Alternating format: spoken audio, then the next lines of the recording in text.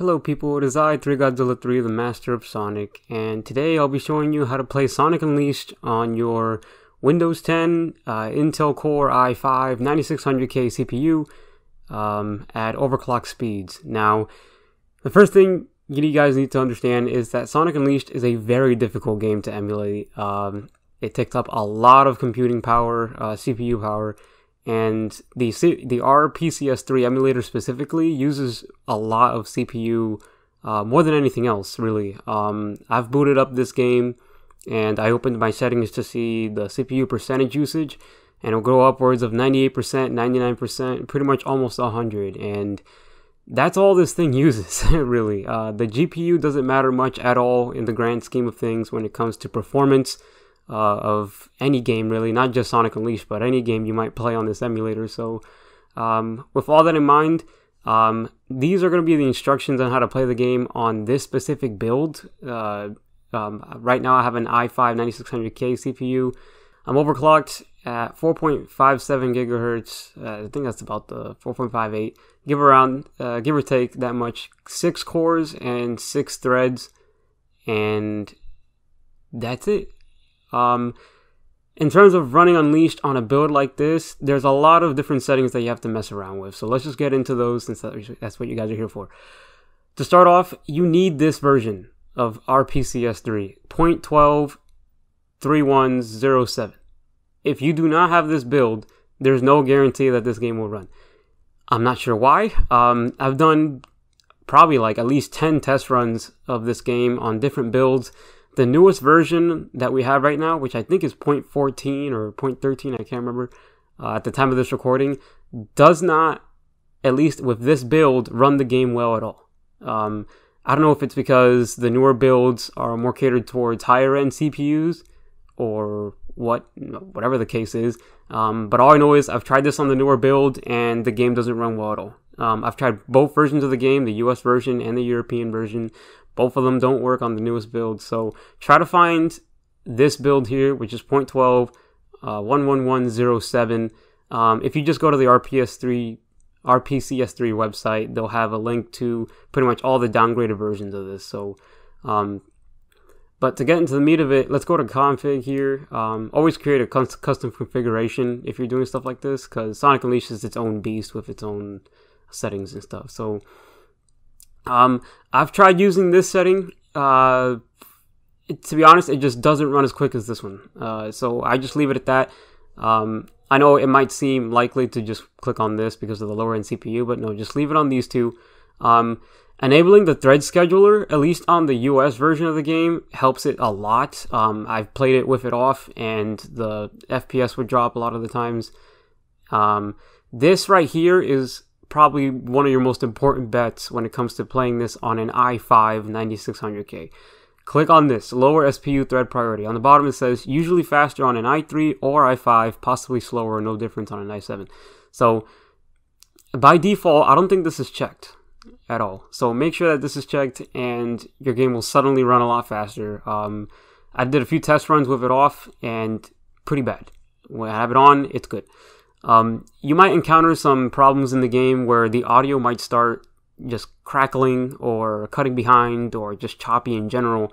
It's because of this option here, enables SPU loop detection. I've seen some people have this on and I'm like, but how?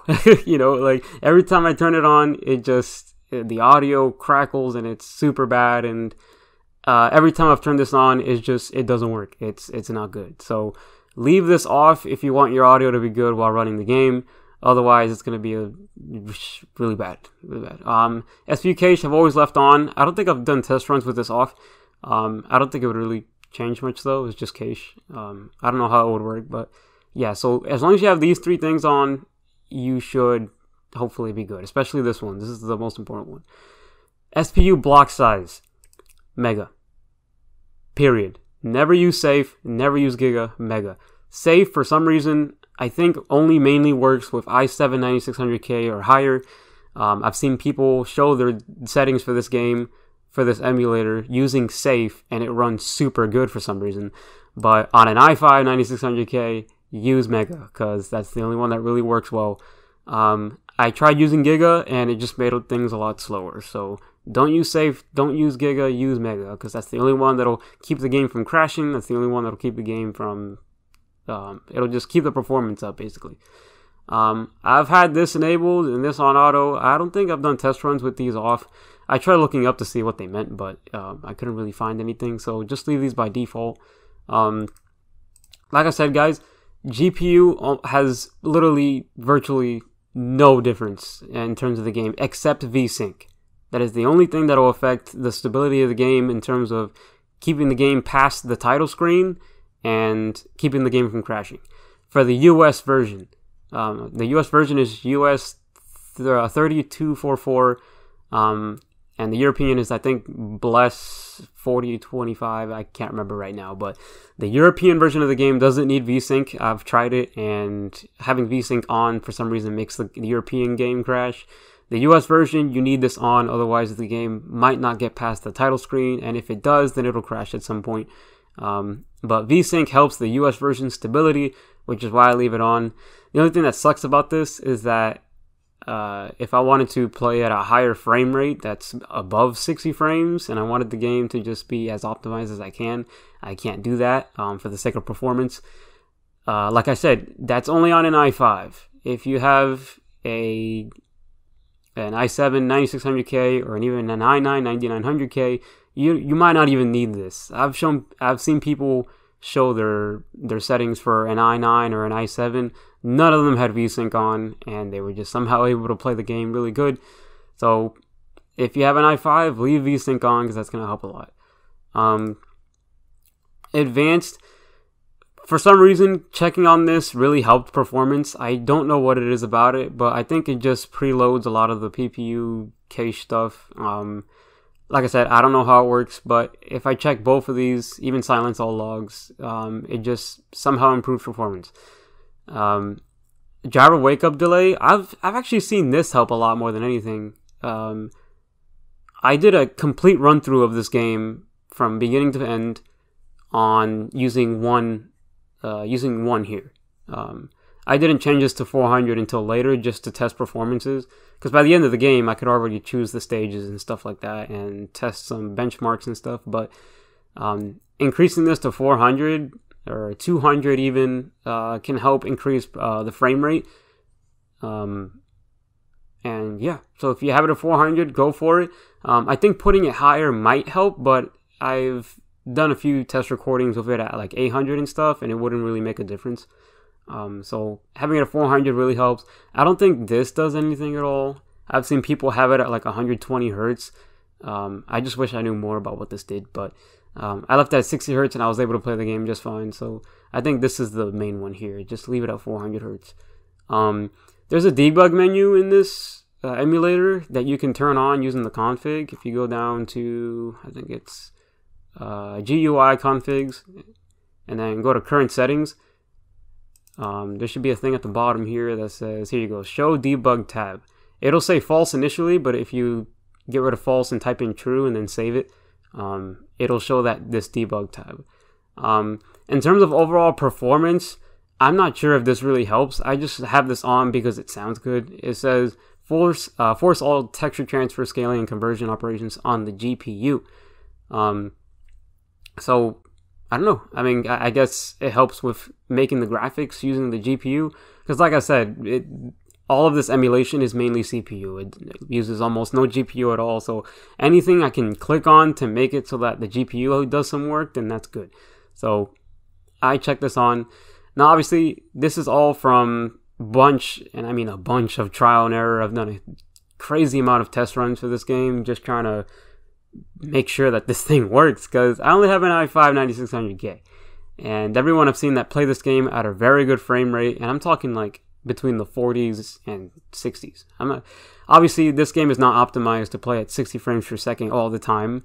I don't think this emulator is made for that yet, but if you want to play the game at a consistently good frame rate that's above 30 all the time, then I would suggest just getting an i7 9700K or just an i9.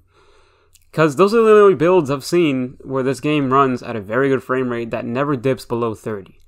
And if you can get this game playing and never have it hit below 30, I think that's great, you know, because it's Sonic Unleashed. Like, this game always has frame rate drops no matter where you're playing it on, whether on PS3, Xbox, an emulator, you know, it's just always gonna have frame drops. But so these are the default settings. These are all the ones I did, and very important.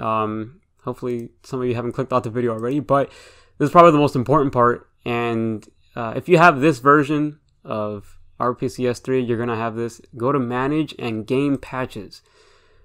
This is what will make it or break it for you guys. Click on Download Latest Patches. It'll automatically download every patch that you ever need ever for all of these games. But for the one we're looking at right now, it's just go down to Sonic Unleashed or Sonic World Adventure, as it's known in Japan, and go to the version you're playing the game at. Guys, I've only done test runs on this using version 1.02. When you get the game, when you somehow get the game, whether you dump the game from your PS3 onto a USB drive and you drag it to the disk folder, or you just found it online or something like that, make sure that you upgrade that version, whatever it is, to version 1.02. I've done test runs on 1.0 base version, and the game crashes a bunch and the performance is not good. So always make sure that you have it upgraded to version 1.02. If you don't know how to do that, just put a comment down below and I'll show you how. It's actually very simple. It just involves looking on the internet for the package file for the version, download it, and then move it to the game's update folder, which is, wow, that was loud. Move it to the game's update folder, which should be wherever you have the game saved. Let me see if I can find it, sorry. Right here.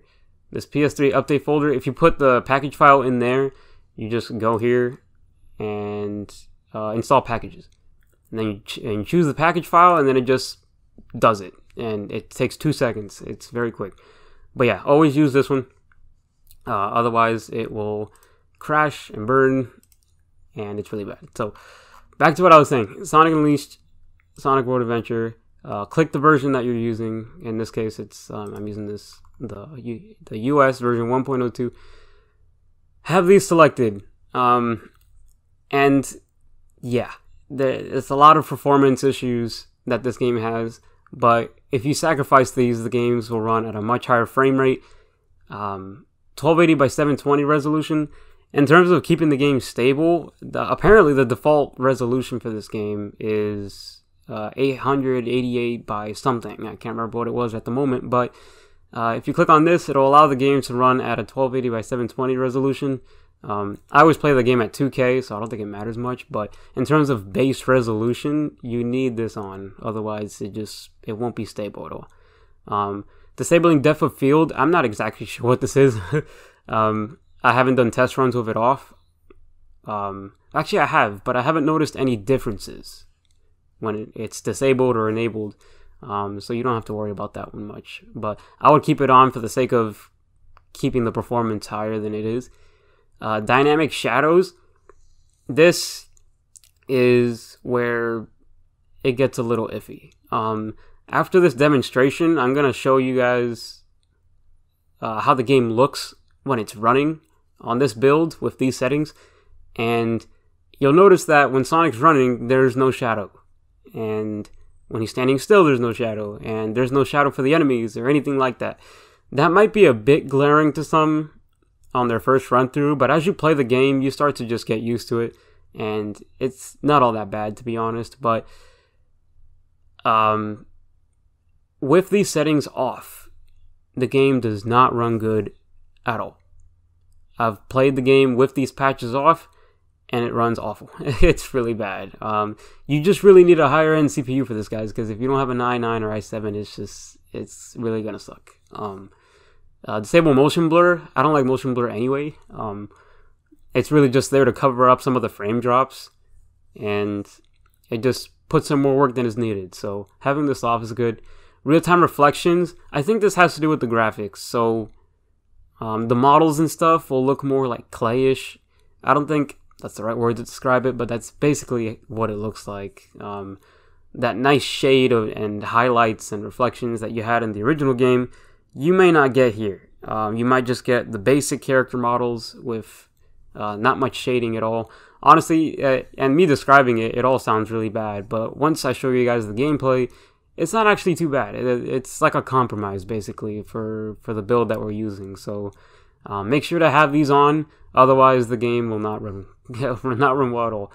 So once you hit those, if you ever want to get rid of them, it's as simple as just clicking the button and just disabling it. It's really easy. But after you hit those, you just hit apply and then hit save, and then automatically the game will just run with those settings all the time. So and that's it, guys. That's how you run Sonic Unleashed on Intel Core i5 9600K CPU. Overclocked, of course. If you know how to overclock your CPU, just look that stuff up. I would recommend just when you guys boot up your BIOS, when you turn on your CPU. For me, I have to press the delete function a bunch of times, and then it shows up. Just scroll over to the tweakings settings and make sure that the profile that you're using is advanced profile. And that's it. That's all you have to do. I know there's some videos that explain how to overclock your CPUs, but to be honest, it's a bunch of very complicated mumbo jumbo. It's like, oh, you have to put it for 40 or 50 for each individual, and I'm like, no, you don't, man. Just change it to advanced profile, and then that's it. That's all you need to do. And as you saw from when I showed you guys the About the PC earlier, I am overclocked right now. So, but yeah, guys, that's how you play it. And I'm going to show you guys the gameplay, and it's going to show the frame rate on the top left, how often it dips, how consistent it is, and how the performance is in general with this version of the game. And yeah, hope you guys enjoyed this. I also have 6 cores and 6 threads. I'm soon going to upgrade this to an i9 9900K with 8 threads, and I think it was with 8 cores and 16 threads. Hopefully that'll increase performance, and then I'm going to compare the footage that you're going to see now with the footage of the i9, and hopefully there's some improvements. If there's not, it's going to be very disappointing. But I've seen people play this game with an i9 with very good performance. And so yeah, that'll be a benchmark for later. Hope you guys enjoyed the video. Hope you guys enjoy the gameplay. And I'll see you guys next time. Take care. Here we go! Go!